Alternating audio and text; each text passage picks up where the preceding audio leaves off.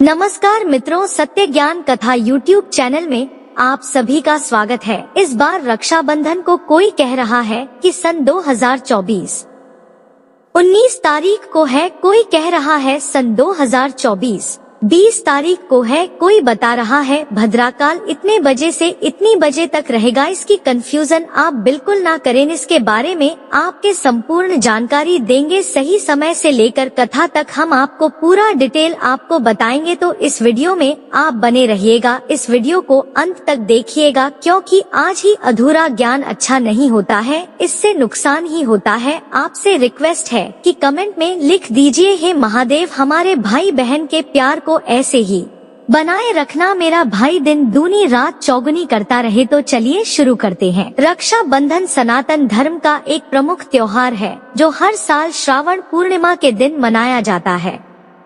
रक्षाबंधन के त्योहार को राखी के नाम से भी जाना जाता है, क्योंकि इस दिन बहन अपने भाई की कलाई पर राखी बांधती है। राखी बांधने के लिए शुभ मुहूर्त पर विशेष ध्यान दिया जाता है, क्योंकि भद्रा के समय में राखी नहीं बांधी जाती है। चलिए जानते हैं इस साल रक्षाबंधन कितनी तारीख को है और राखी बांधने का शुभ मुहूर्त क्या रहेगा। रक्षाबंधन 19 अगस्त 2024 सोमवार के दिन मनाई जाएगी। राखी पूर्णिमा 19 अगस्त की सुबह 3:04 से रात 11:55 तक रहेगी। रक्षा बंधन पर राखी बांधने का शुभ मुहूर्त दोपहर 01:30 से रात 9:08 बजे तक रहेगा। तो वहीं रक्षा बंधन के लिए अपराह्न का मुहूर्त दोपहर 1:43 से शाम 4:20 बजे तक रहेगा।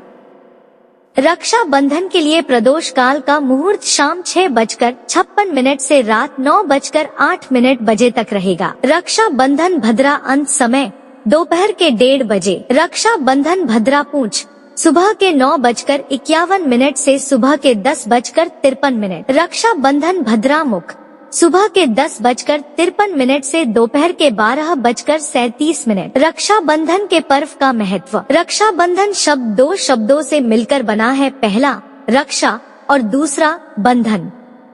इस तरह से रक्षाबंधन का अर्थ हुआ एक ऐसा बंधन जो रक्षा प्रदान करता हो। इस पवित्र दिन पर बहनें अपने भाइयों की कलाई पर राखी बांधते हुए उनकी लंबी उम्र और सुखी जीवन के लिए प्रार्थना करती हैं। तो वहीं भाई अपनी बहनों उनकी रक्षा करने का वचन लेते हैं। आइए जानते हैं यहाँ रक्षा बंधन के दिन कौन सी 10 गलतियाँ भूलकर भी नहीं करना चाहिए। एक रक्षा बंधन के दिन सर्वप्रथम राखी भगवान श्री गणेश, शिव जी, हनुमान जी तथा कृष्ण जी को बांधना शुभ होता है, अतः इन्हें राखी बांधना न भूलें। 2 रक्षा बंधन के दिन राखी बांधते समय शुभ मुहूर्तों का ध्यान रखें। राहुकाल या भद्राकाल में भूलकर भी भाई को राखी न बांधे। 3 काले धागे की टूटी फूटी या खंडित राखी अपने भाई को न बांधे। ऐसी राखी बांधने से अशुभ फल मिलता है, ऐसी मान्यता है। 4 प्लास्टिक तथा अशुद्ध चीजों से बनी एवं अशुभ चिन्हों वाली तथा भगवान की फोटोयुक्त राखी भूलकर भी न बांधे। 5 भैया को राखी बांधते समय सिर ढकना न भूलें। ध्यान रहे कि भाई और बहन दोनों का सिर ढका हुआ हो। 6 राखी बांधने वक्त राखी का मंत्र बोलना न भूलें। मंत्र येन बद्धो बलिराजा दानवेंद्रो महाबलः तेनत्वाम प्रति बद्धनामी रक्षे माचल माचलः।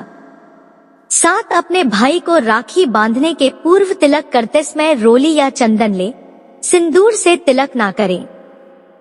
अक्षत खंडित न हो, इसका भी ध्यान रखें। राखी बांधने वक्त भाई को मुख दक्षिण में ना हो, इस बात का विशेष ध्यान रखें। 9 भाई की आरती करते समय टूटा फूटा दीपक न लें। बहन के आरती करने के पश्चात भाई थाली में दक्षिणा दिए बगैर अपनी जगह से ना उठे। 10 राखी बंधवाने के पश्चात भाई अपनी बहन के पैर अवश्य छुएं। यदि भाई बड़ा है और बहन छोटी तो बहन को भाई के पैर छूना उचित रहता है।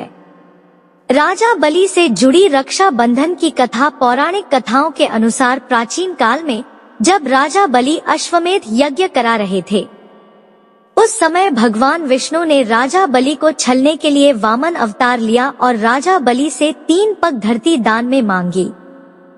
उस समय राजा बलि ने सोचा कि यह ब्राह्मण 3 पग में भला कितनी जमीन नापेगा और उन्होंने यह प्रस्ताव स्वीकार कर लिया। देखते ही देखते वामन रूप धारण किए हुए विष्णु जी का आकार बढ़ने लगा और उन्होंने 2 पग में ही सब नाप लिया। उस समय तीसरे पग में राजा बलि ने स्वयं को ही सौंप दिया और विष्णु जी ने राजा बलि को पाताल लोक दे दिया।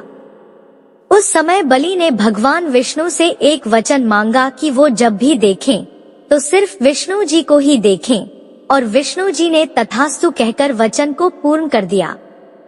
अपने वचन के अनुसार भगवान ने तथास्तु कह दिया और पाताल लोक में रहने लगे। इस पर माता लक्ष्मी जी को अपने स्वामी विष्णु जी की चिंता होने लगी। उसी समय लक्ष्मी जी को देवर्षि ने एक सुझाव दिया, जिसमें उन्होंने कहा कि वो बलि को अपना भाई बना ले और अपने स्वामी को वापस ले आएं।